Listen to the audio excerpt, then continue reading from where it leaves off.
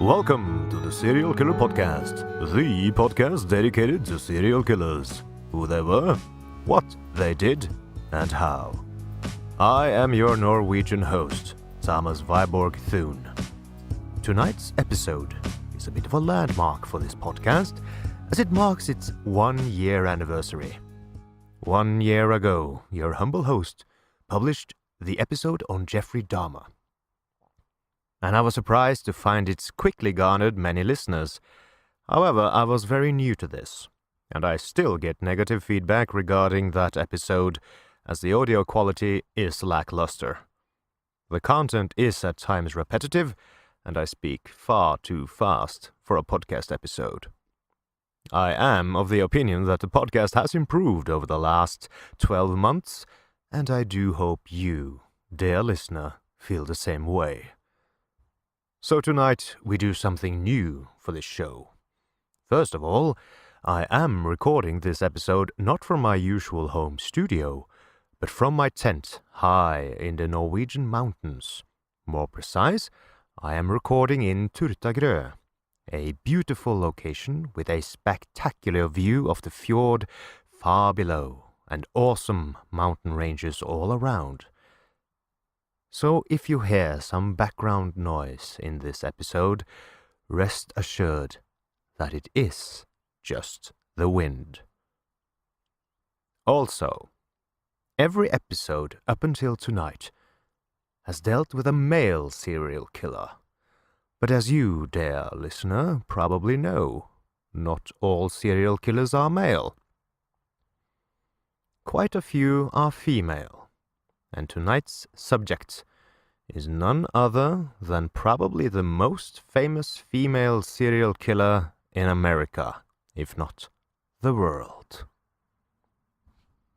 Imagine, if you will, dear listener, being a young girl between 9 to 10 years old, born in February 29th, 1956, and raised in the Rust Belt of America in Rochester, Michigan, where you and most everybody you know are poor. You are at first raised by your single mother, Aileen Wournos, as your father, Leo Dale Pittman, has hung himself in prison after being convicted of raping a 7-year-old girl.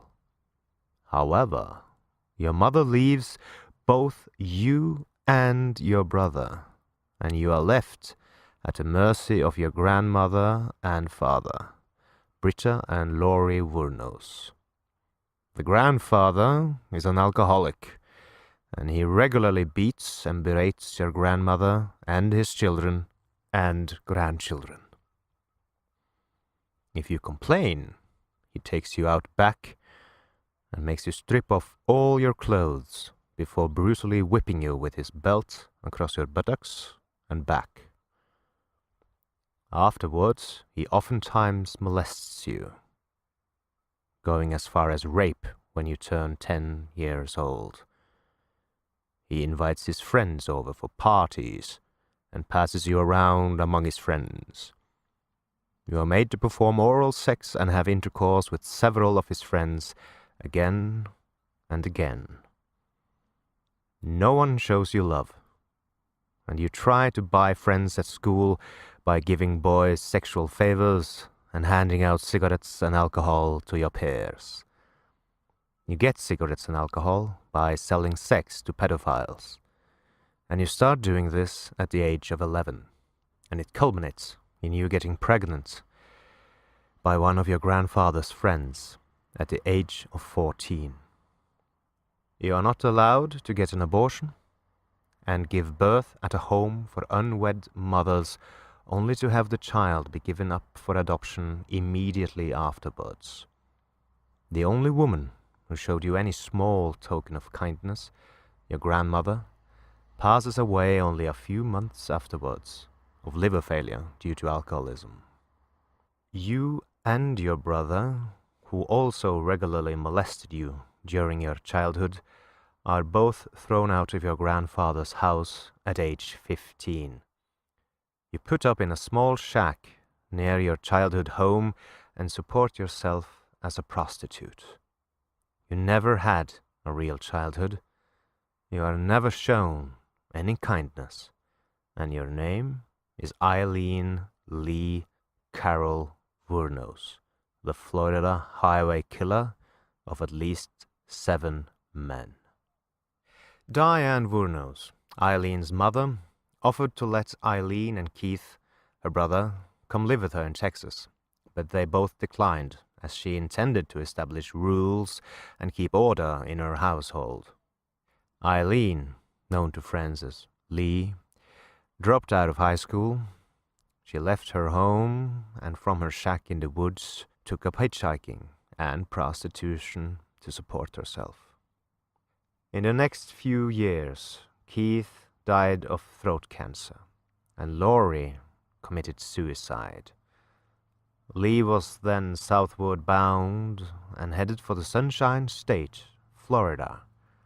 In balmy weather and among many wealthy pensioners, she met, charmed, and married an elderly man named Louis Fell, who had a comfortable income from railroad stocks. The marriage was short. Fell obtained a restraining order and an annulment after Lee was arrested for hurling a cue ball at a bartender's head back home in Michigan. She claimed she had squandered his money and beaten him with his cane when he was not forthcoming with even more cash. Keith's life insurance had paid off well for Lee. She received $10,000, but she burned through that money in just 2 months, traveling all over the American Deep South. She drifted back to Florida and embarked on a decade of failed relationships and small-time crime. On the 20th of May, 1981, Wournos was arrested in Edgewater, Florida, for the armed robbery of a convenience store, where she stole $35 and 2 packs of cigarettes. She was sentenced to her first day in prison on May 4th, 1982, and released just over a year later on the 30th of June, 1983. From time to time, she turned tricks. She worked as a so-called exit-to-exit interstate hooker. If you, dear listener, are not familiar with that term, it means a hooker that stands on the road shoulder near interstate highway exits, waiting to be picked up by a customer. The customer, often referred to as a John, then has his way with her in his car, before dropping her off at the next interstate highway exit ramp. These hookers are usually the most haggard and cheap. But even so, Lee's marketplace value was on a rapid decline. When she met 24-year-old Tyria Moore at a Daytona gay bar in 1986, Lee was lonely and angry and ready for something new. As you, dear listener, might have seen in the movie Monster, where Aileen is portrayed by Charlize Theron, Aileen had an epiphany when she met Tyria, called Ty. She showed her love and tenderness, something she had never experienced before, and for a while it was great. Ty loved her and didn't leave her.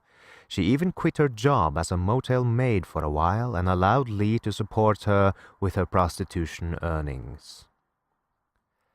According to interviews, the two started out as passionate lovers, letting Lee experience lovemaking that was not based on money or violence for the very first time in her life. Their passionate feelings for each other cooled, though, and money ran short. Their relationship changed from hot, burning passion to that more similar to sisterhood. Still, Ty stayed with Lee, following her from cheap motel to cheap motel, with stints in old barns or in the woods in between. They ate cheap fast food and snacks from gas stations, and both consumed a lot of alcohol. Lee's market value as a prostitute, never spectacular, fell even more. She had developed a very haggard appearance, with pockmarks, deep wrinkles, a sagging body, and general bad hygiene due to her vagabond lifestyle. Their existence, meager though it was, became even harder to maintain. Clearly, something had to change. Richard Mallory liked a change now and again, too.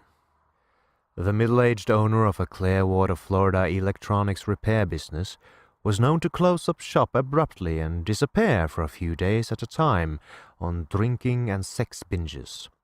He changed the locks to his apartment 8 times in 3 years. He kept employees at his business only long enough to clear the backlog of work that accrued during one of his disappearances, letting them go once his repair orders were caught up again. His only constants were alcohol, sex, and paranoia. So when he didn't show up to open his shop in early December 1989, no one thought much of it. There was no one close enough to him to notice he was gone. It wasn't until his 1977 Cadillac was found a few days later outside Daytona that anyone knew anything was amiss. On December 13th, 1989, Jimmy Bonci and James Davis were looking for scrap metal along a dirt road close to Interstate 95 in Volusia County, Florida. Instead of saleable junk, they found a body wrapped in carpet. Fingerprints carefully taken from the badly decomposed hands proved that this was Richard Mallory. He had been shot 3 times with a .22 caliber revolver, and he died as a result of the 2 bullets penetrating his left lung, causing him to drown in his own blood. Several months of investigation into Mallory's sordid lifestyle and somewhat shady acquaintances produced no real leads. Initial suspicion revolved around a stripper who went by the name of Chastity, but the evidence, what little there was of it, didn't add up. Mallory's case went cold. On May 5th, 1990, the body of an unidentified male was found naked in Brooks County, Georgia, close to Interstate 75 and just across the state line from Florida. 2 .22 caliber slugs were found in the remains, and the Georgia Bureau of Investigation had no leads to the identity of their mysterious corpse. On June 1st, another unidentified naked male body was found in the woods of Citrus County, Florida, about 40 miles north of Tampa. Police initially suspected Matthew Cocking, a surveyor who had found the body, as he was known to carry a gun and spewed profanity and threats at anyone who questioned him about his find. However, the identification of the body on June 7th, 1990, as that of David Spears of Bradenton, Florida, cleared Cocking. Spears had been a heavy machinery operator from Sarasota, Florida. He had been shot 6 times with a .22 caliber revolver. All 6 bullets had entered the torso, and unconsciousness and death is thought to have occurred quickly due to shock and rapid blood loss. It took police another week to effect identification via dental records, and they discovered he had been missing since the 19th of May. His truck was found shortly after that on Interstate 75, with the doors unlocked and the license plate missing. Meanwhile, 30 miles south in Pasco County, yet another naked body was found a few miles off Interstate 75. This one was discovered on June 6th and was so badly decomposed that medical examiners were not able to obtain fingerprints and could not estimate time of death. The body had 9 bullets found in it. The bullets were damaged by the decomposition, but were determined to have come from a .22 caliber weapon. Detective Tom Muck, a 17-year veteran investigator from the Pasco County Sheriff's Office, had no immediate luck identifying his John Doe, later determined to be Charles Carskadden, but had heard about a case in Citrus County. He notified Citrus County Sheriff's investigator Marvin Paget about the similarities and told him to stay in touch. Searching further for leads, he called the Georgia Bureau of Investigation and was told of their own mystery guest. Again, he noted similarities, but didn't feel he had enough information to put together an investigation. And so it was, dear listener, that on July 4th, Independence Day, a car careened off State Road 315 near Orange Springs, Florida, and came to rest in some brush. Rhonda Bailey, who was sitting on her porch at the time and watched the accident happen, said two women clambered frantically from the car, throwing beer cans into the woods and swearing at each other. The brown-haired woman said little. The blonde, whose arm was bleeding from an injury sustained in the crash, did most of the talking. She begged Bailey not to call the police, saying her father lived just up the road. She and her companion got back in the car, which now had a smashed windshield and other damage, and got it out of the brush. The crippled vehicle didn't take them far, though. Hubert Hewitt of the Orange Springs Volunteer Fire Department responded to a call about the accident and asked the two women if they had been the ones in the car. The blonde cursed at him and said no, they had not, and they did not want any help. He left them alone, and they walked on. Marion County Sheriff's deputies found the car where the women had left it. It was a 1988 Pontiac Sunbird, gray with 4 doors. The glass in the front doors, as well as the windshield, was smashed. There were apparent bloodstains throughout the interior, and the license plate was missing. A computer search, based on the VIN number, revealed that the car belonged to Peter Seams, who had disappeared on June 7th after leaving his home in Jupiter, Florida, to visit relatives in Arkansas. Seams was a 65-year-old retired merchant seaman who devoted much of his time to Christian outreach ministry. John Wisniewski of the Jupiter Police, who had been working the case since Seams was reported missing, sent out a nationwide teletype containing descriptions of the two women. He also sent a synopsis of the case and sketches of the women to the Florida Criminal Activity Bulletin. Then he waited. He was not optimistic about finding Seams alive.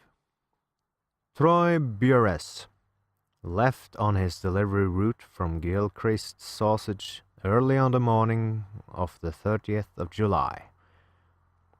When he didn't return that afternoon, Gilchrist's manager, Johnny May Thompson, started calling around and discovered Burress hadn't shown up at his last few delivery stops. Late that night, she and her husband went out looking for him. At 2 a.m., Burress's wife reported him missing. At 4 a.m., Marion County Sheriff's deputies found his truck on the shoulder of State Road 19, 20 miles east of Ocala. It was unlocked, and the keys were missing. So was Burress. He was found 5 days later. A family out for a picnic in the Ocala National Forest happened upon his body in a clearing just off Highway 19, about 8 miles from where his truck was found.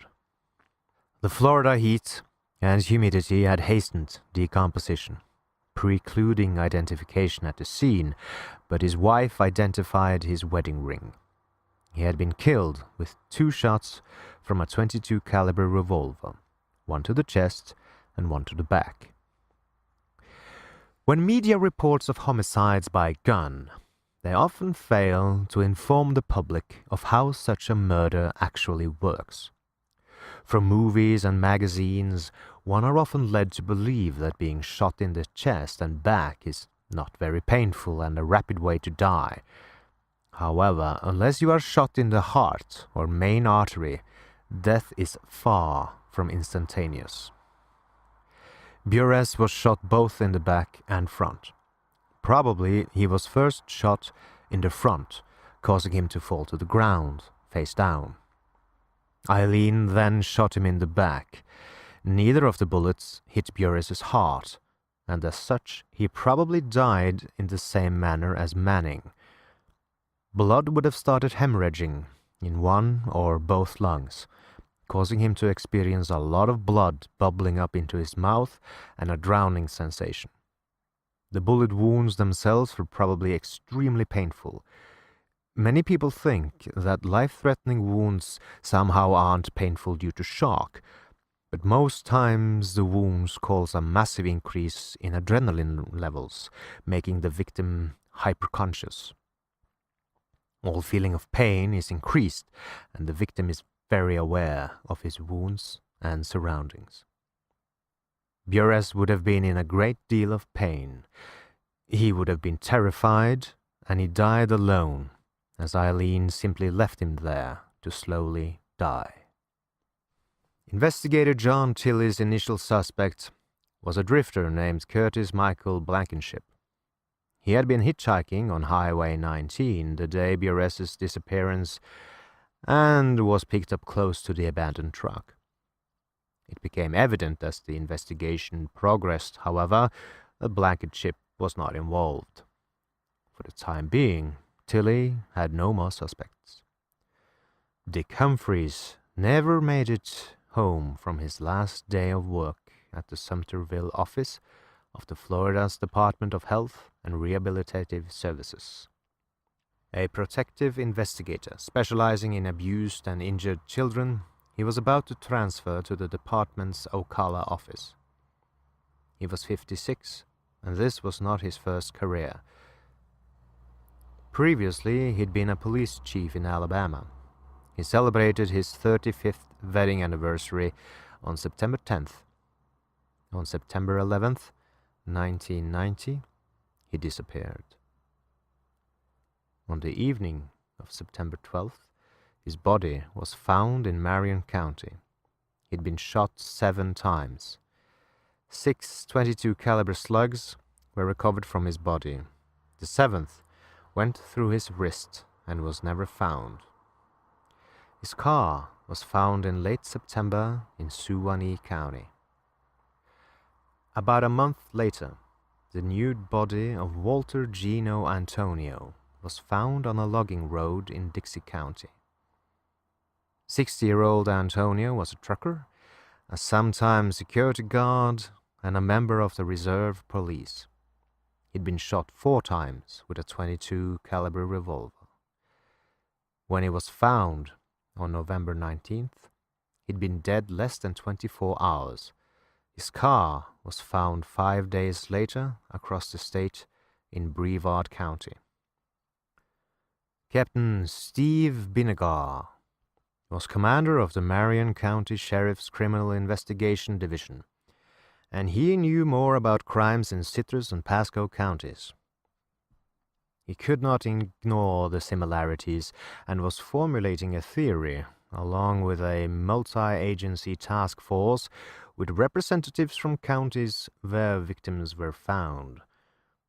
No one stopped to pick up hitchhikers anymore, he reasoned, so the perpetrator or perpetrators of these crimes had to be initially non-threatening to the victims. He suspected women. Specifically, he suspected the 2 women who had wrecked Peter Seam's car and walked away. He turned to the press for help. In late November, Reuters ran a story about the killings, saying police were looking for the women. Papers across Florida picked up the story and ran it, along with police sketches of the women in question. It didn't take long for the leads to start pouring in, and by mid-December, police had several tips involving the same 2 women. A man in Homosassa Springs said the 2 women had rented a trailer from him about a year earlier. Their names were Tyria Moore and Lee. A woman in Tampa said the women had worked at her motel south of Ocala. Their names, she said, were Tyria Moore and Susan Blahovich. Another anonymous caller also identified the women as Ty Moore and Lee Blahovich and said they had brought in an RV in Homosassa Springs. Lee Blahovich was the dominant one, the caller said, and the truck stop prostitute. Both were lesbians. The major break in the investigation, though, came from Port Orange, near Daytona, Florida. Police there had been tracking the movements of Lee Blahovich and Tyria Moore and provided a detailed account of the couple's movements from late September to mid-December 1990. They had stayed primarily at the Fairview Motel in Harbor Oaks, where Blahovich registered as Cami Marsh Green. They spent a bit of time living in a small apartment behind a restaurant, very near the Fairview, but returned to the motel. In early December they left the Fairview. Blahovich/Green returned alone and stayed until December 10th. A quick computer check gave driver's license and criminal record information on Tyria Moore, Susan Blahovich, and Cami Marsh Green. Moore had no real record. Breaking and entering charges against her in 1983 having been dropped, Blahovich had one trespassing arrest, while Green had no record at all. Additionally, the photograph on Blahovich's license did not match the one for Green. The Green ID was the one that paid off best. Volusia County officers checked area pawn shops and found that in Daytona, Cami Marsh Green had pawned a camera and a radar detector and had left the requisite thumbprint on the receipt. These items had belonged to Richard Mallory. In Ormond Beach, she pawned a set of tools that matched the description of those taken from David Spear's truck. The thumbprint was the key. Jenny Ahern of the automated fingerprint identification system found nothing on her initial computer search, but came to Volusia County and began a hand search of fingerprint records there. Within an hour, she found what she came for. The print showed up on a weapons charge and an outstanding warrant against a Laurie Grody. A bloody palm print found in Peter Siem's Sunbird matched Laurie Grody's prints as well. All this information was sent to the National Crime Information Center. Responses came from Michigan, Colorado, and Florida. Laurie Grody, Susan Blahovich, and Cami Marsh Green were all aliases for none other than Aileen Carol Wournos. The hunt for Wournos began in earnest on January 5, 1991. Pairs of officers, including two undercover as bucket and drums, drug dealers down from Georgia, hit the streets hoping to track her down. On the evening of January 8th, Mike Joyner and Dick Martin, in their roles as bucket and drums, spotted her at a Port Orange pub. They meant for their takedown to develop gradually, as they wanted an airtight case. But Port Orange police entered suddenly and took Wournos outside. Mike Joyner frantically phoned the command post at the Pirates Cove Motel, where authorities from 6 jurisdictions had come to work the case. This development wasn't because of a leak, they surmised. These were just cops doing their jobs. Bob Kelly of the Volusia County Sheriff's Office called the Port Orange police station and told them not to arrest Wournos under any circumstances. The word was relayed to the cops in the nick of time, and Wournos returned to the bar. Joyner and Martin struck up a conversation with her and bought her a few beers. She left the bar at around 10, declining an offer for a ride. Once again, the cautious takedown was almost ruined. 2 Florida Department of Law Enforcement officers pulled up behind Wournos as she walked down Ridgewood Avenue, following her with their lights off. Officers at the command post made a call and got the FDLE officers off the street and Wournos made it to her next destination, a biker bar called The Last Resort. Joyner and Martin met her there for a while, drank more beers, shot more bull. They left just after midnight. Wournos didn't leave at all. She spent her last night of freedom sleeping on an old car seat in The Last Resort. As a side note, The Last Resort bar still exists today, and they have a mural consisting of names painted on bricks behind the main bar with what they call their Wall of Fame. Aileen Wournos' name is on one of the bricks, along with the phrase, "I was raped." The following afternoon, Joyner and Martin were back at The Last Resort as Bucket and Drums, talking Wournos up and wearing transmitters that kept the police apprised of everything that went on. They had planned on making their caller later that night, but The Last Resort was gearing up for a barbecue and bikers would start pouring in any second. The decision was made at the command post to go ahead with the arrest. Joyner and Martin asked Wournos if she'd like to get cleaned up at their motel room. She accepted their offer and left the bar with them. Outside on the steps, Larry Horsapah of the Marion County Sheriff's Office approached her and told her she was being arrested on the outstanding warrant for Laurie Grody. No mention was made of the murders, and no announcement was made to the media that a suspect had been arrested. Their caution was wise. As of yet, they had no murder weapon and no Tyria Moore. On January 10th, 1991, Moore was located. She was living with a sister in Pittston, Pennsylvania. Jerry Thompson of Citrus County and Bruce Munster of Marion County flew to Scranton, Pennsylvania to interview her. She was read her rights, but not charged with anything. Munster made sure she knew what perjury was, swore her in, and sat back as she gave her statement. She had known about the murders since Lee had come home with Richard Mallory's Cadillac, she said. Lee had openly confessed that she had killed a man that day, but Moore told her not to say anything else. "I told her I didn't want to hear about it," Moore told Munster and Thompson. And then any time she would come home after that and say certain things, telling me about where she got something, I'd say I don't want to hear it.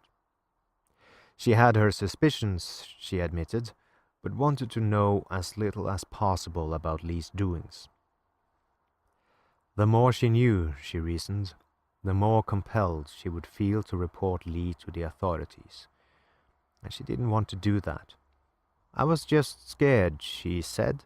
"She always said she'd never hurt me, but then you can't believe her, so I don't know what she would have done." The next day, Moore accompanied Munster and Thompson back to Florida to assist the investigation. A confession would make the case against Wournos virtually airtight, and Munster and Thompson explained their plan for obtaining one to Moore on the flight. They would put her in a Daytona motel and leave her to make contact with Lee in jail, saying she'd received money from her mother and came down to get the rest of her things. Their phone conversations would be taped, and Moore was to tell Wournos that authorities had been questioning her family, that she thought the Florida murders would be mistakenly pinned on her, Moore. Munster and Thompson hoped that, out of loyalty to Moore, Wournos would confess. The first call from Wournos came on January 14th. She was still under the impression that she was only in jail for the Laurie Grody weapons violation.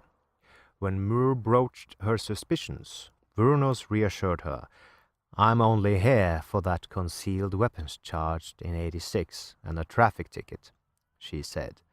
"And I tell you what, man, I read the newspaper and I wasn't one of those little suspects."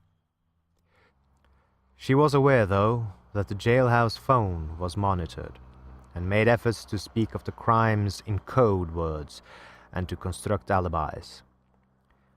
I quote, "I think somebody at work, where you worked at, said something that looked like us," she said. "And it isn't us, see? It's a case of mistaken identity." For 3 days the calls continued.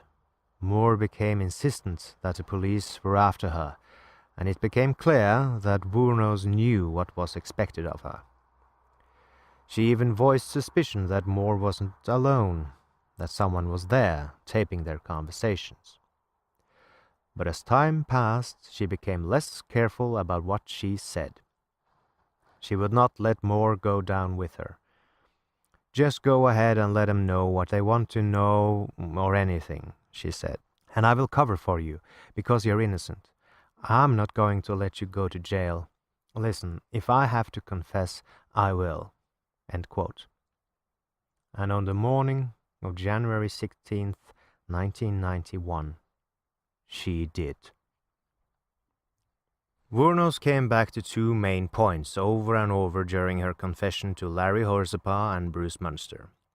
First, she made it clear that Moore was not involved in any way in any of the murders.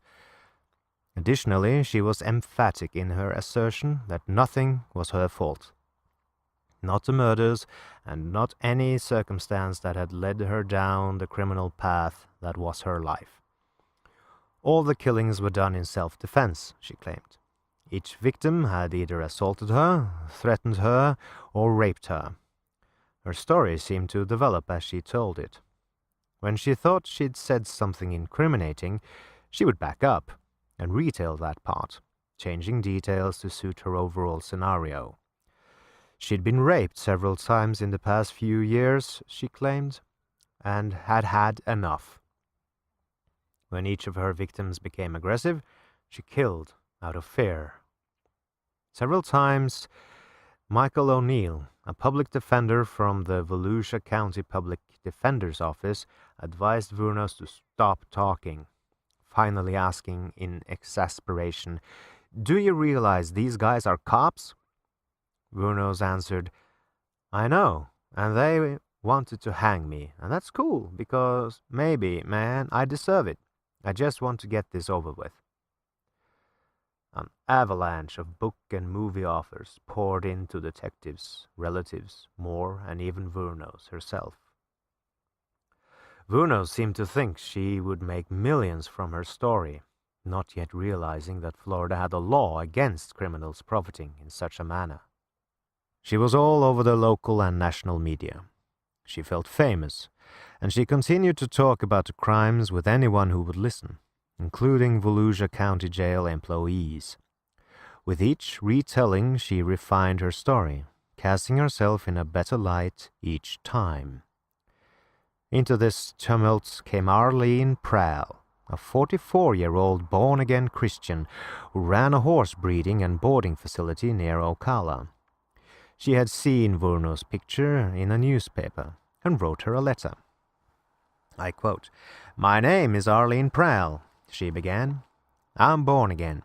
You're going to think I'm crazy, but Jesus told me to write you." She provided her home telephone number, and on the 30th of January, Wournos called her, collect, for the first time. Almost immediately, Prowl became her ardent defender and helpmate. Prowl advised her that her public defenders were trying to profit from her story, as was everyone else. Wournos asked for and got new attorneys. Prowl spoke with reporters, describing her relationship with Wournos to a Vanity Fair reporter as a soul binding. "We're like Jonathan and David in the Bible. It's as though part of me is trapped in jail with her. We always know what the other is feeling and thinking." To another reporter, she said, "If the world could know the real Aileen Wournos, there's not a jury that would convict her." Throughout 1991, Prowl appeared on talk shows and in tabloids, talking to anyone who would listen about what she perceived as Wournos' true good nature. She arranged interviews for Wournos, with reporters she thought would be sympathetic. And in this forum, Wournos continued to tell and embellish her fantastic story. Both Wournos and Prowl emphasized Wournos' troubled upbringing. Both leveled accusations of corruption and complicity at anyone who was handy, the agents proffering the book and movie deals, the detectives, the attorneys, and especially Tyria Moore. And just when it seemed things couldn't get any weirder, they did. On November 22nd, 1991, Arlene Prowl and her husband legally adopted Aileen Wournos. Prowl said God had told her to. Wournos' attorneys engineered a plea bargain, to which Wournos agreed, in which she would plead to 6 charges and receive 6 consecutive life terms. One state attorney, however, thought she should receive the death penalty. So on January 14th, 1992, Wournos went to trial for the murder of Richard Mallory. The evidence and witnesses against her were severely damaging. Dr. Arthur Botting, the medical examiner who had autopsied Mallory's body, stated that Mallory had taken between 10 and 20 agonizing minutes to die. Tyria Moore testified that Wournos had not seemed overly upset, nervous, or drunk when she told her of killing Mallory. 12 men told of encounters with her along Florida's highways over the years. Florida has a law known as the Williams Rule that allows evidence relating to other crimes to be admitted if it helps to show a pattern. Because of the Williams Rule, information regarding the other killings was presented to the jury. Wournos' claim of having killed in self-defense would have been a lot more believable had the jury known only of Mallory. Now, with the jury made aware of all the murders, self-defense seemed improbable at best. After the excerpts from her videotaped confession were played, the self-defense claim seemed ridiculous. On the tape, Wournos appeared confident and not at all upset by the story she was telling. She made easy conversation with the interrogators and repeatedly told her public defender to be quiet. Her image spoke from the screen to the jury. I quote, "I took a life. I'm willing to give up my life because I killed people. I deserve to die." End quote. Tricia Jenkins, one of Wournos' public defenders, did not want her client to testify and told her so, but Wournos insisted on telling her story. By now, her account of Mallory's killing barely resembled the one she gave in her confession. Mallory had raped and sodomized her, she claimed, and had tortured her. On cross-examination, prosecutor John Tanner obliterated any shred of credibility she may have had, as he brought to light all her lies and inconsistencies. She became agitated and angry.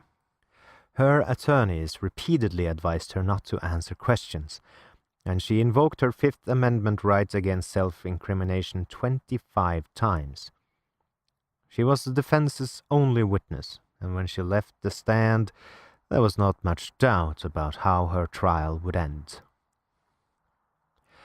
On January 27th, Judge Uriel Blount charged the jury. They returned with their verdict less than 2 hours later. They found Wournos guilty of first-degree murder, and as they filed out of the courtroom, Aileen Wournos exploded with rage, shouting, "I'm innocent. I was raped. I hope you get raped, scumbags of America." Her outburst was still fresh in the minds of the jurors as the penalty phase of her trial began the next day. Expert witnesses for the defense testified that Wournos was mentally ill, that she suffered from borderline personality disorder, and that her tumultuous upbringing had stunted and ruined her. Jenkins referred to her client as a damaged, primitive child, as she pleaded with the jury to spare Wournos' life. But jurors neither forgot nor forgave the woman they'd come to know during the trial. With a unanimous verdict, they recommended that Judge Blount sentence her to the electric chair. He did so on the 31st of January, 1992. Wournos did not stand trial again. On March 31st, she pleaded no contest to the murders of Dick Humphreys, Troy Bures, and David Spears, saying she wanted to get right with God. In a rambling statement to the court, she said, "I wanted to confess to you that Richard Mallory did violently rape me, as I've told you, but these others did not. They only began to start to." She ended her monologue by turning to Assistant State Attorney Rick Ridgway and hissing, "I hope your wife and children get raped in the ass." On May 15th, Judge Thomas Savaya handed her 3 more death sentences. She made an obscene gesture and muttered, "Motherfucker." In June, she pleaded guilty to the murder of Charles Carskadden, and in November, she received her 5th death sentence. In early February of 1993, she was sentenced to die after pleading guilty to the murder of Walter Gino Antonio. No charges were brought for the murder of Peter Seams, as his body was never found. For a time, there was speculation that Wournos might receive a new trial for the murder of Richard Mallory. New evidence showed that Mallory had served 10 years in prison for sexual violence, and attorneys felt that jurors would have seen the case differently had they known this fact. No new trial was forthcoming, though.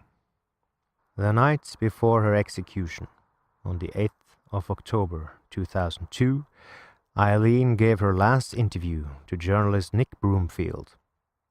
This interview was recorded, and I am now, dear listener, going to play the entirety of that interview to you.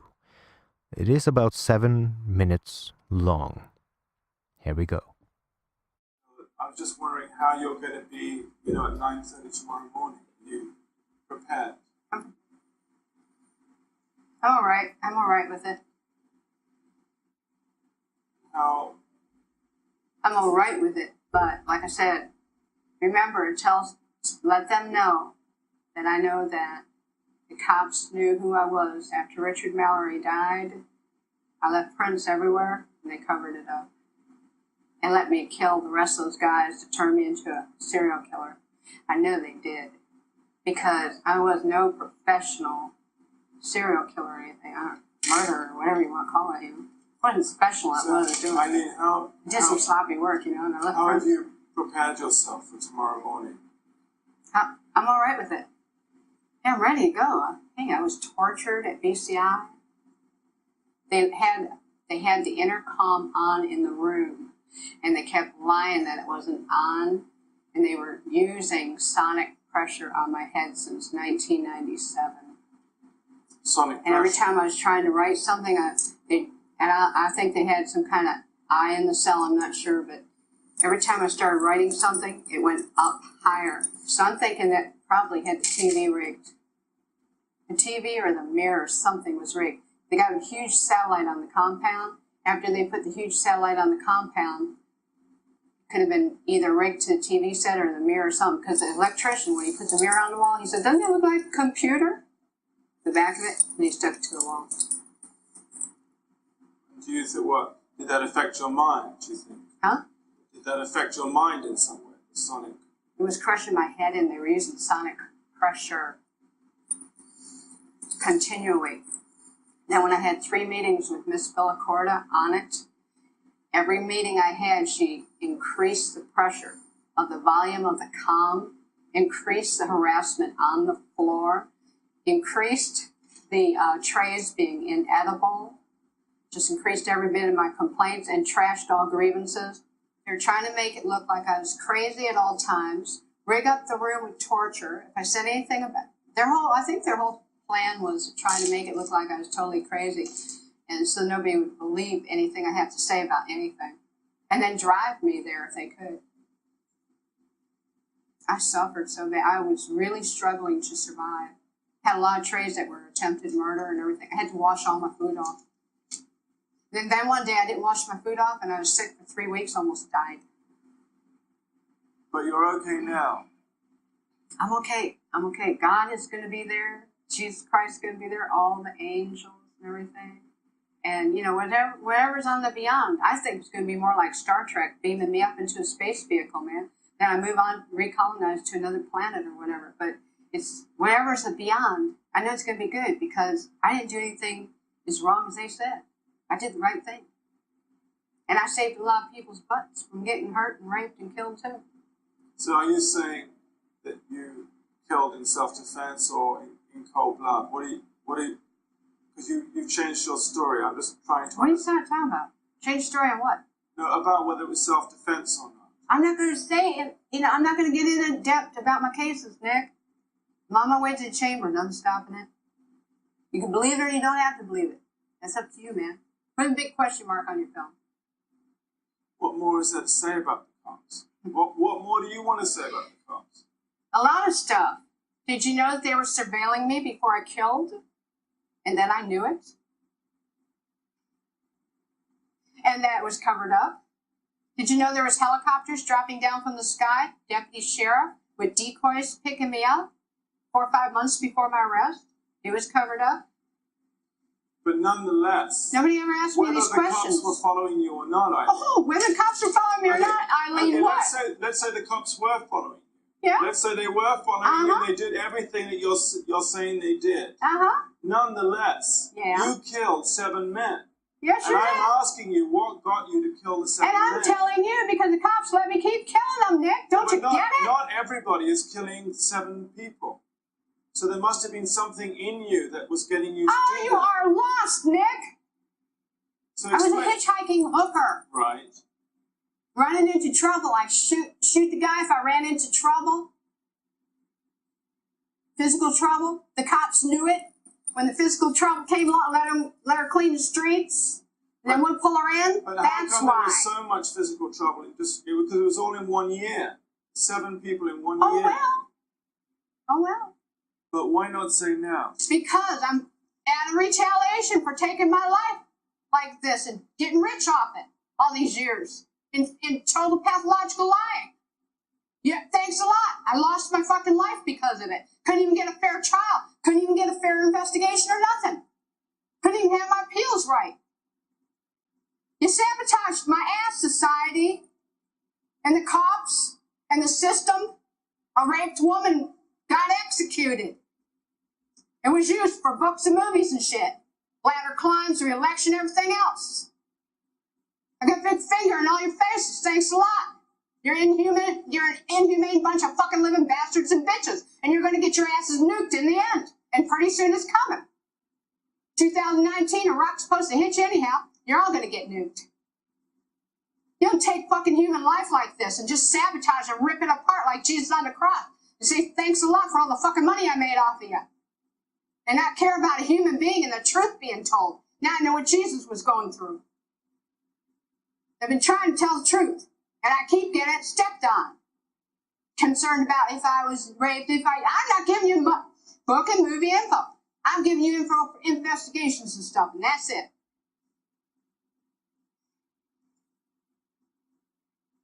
We're going to have to cut this interview, Nick. I'm not going to go into any more detail. I'm leaving. I'm glad. Thanks a lot, society, for railroading my ass. Okay, let's go. It was really pretty incredible that Aileen had just sailed through the psychiatric test the day before. It makes you wonder what you'd have to do to fail.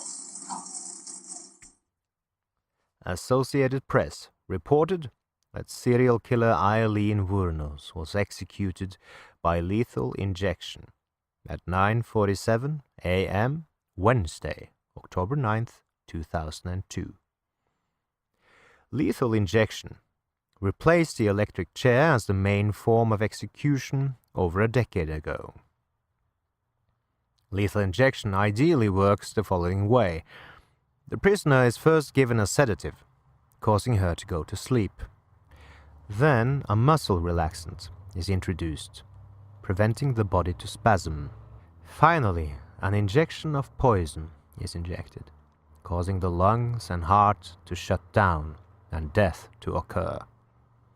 However, as many of my dear listeners probably know, this method of execution often does not work that way. Quite often, the sedative wears off before the poison is introduced. This has the effect of the prisoner waking up, feeling the poison work its way to the heart, and feeling the lungs shut down. The prisoner will not be able to move, as the muscle relaxant prevents movement, but does not prevent the sensation of pain. It usually takes between 20 minutes and 2 hours for the prisoner to be proclaimed dead. Aileen Wournos died at the hands of the state more than a decade after she murdered 7 men along Central Florida highways while working as a prostitute. I have been your host, Thomas Viborg Thune. Doing this podcast is a labor of love, but if you do want to support me, it is greatly appreciated. I have a Patreon account at patreon.com/theserialkillerpodcast, and any donation, no matter how small, helps a great deal in order for me to be able to do this podcast. Patrons are continuing to let themselves be known. Maud, Megan, Thomas, Amanda, Patty, Linda, Justin, and Wendy. Your patronage is duly noted. Thank you very much. I do appreciate it. Also, feel free to visit my website at theserialkillerpodcast.com. As always, if you enjoy this podcast, please subscribe to it. Also, if you feel especially generous, you can leave a review, either at my Facebook page at facebook.com/theskpodcast or at your favorite podcast application. Finally, thank you, dear listener, for listening, and join me next time for another tale of serial murder.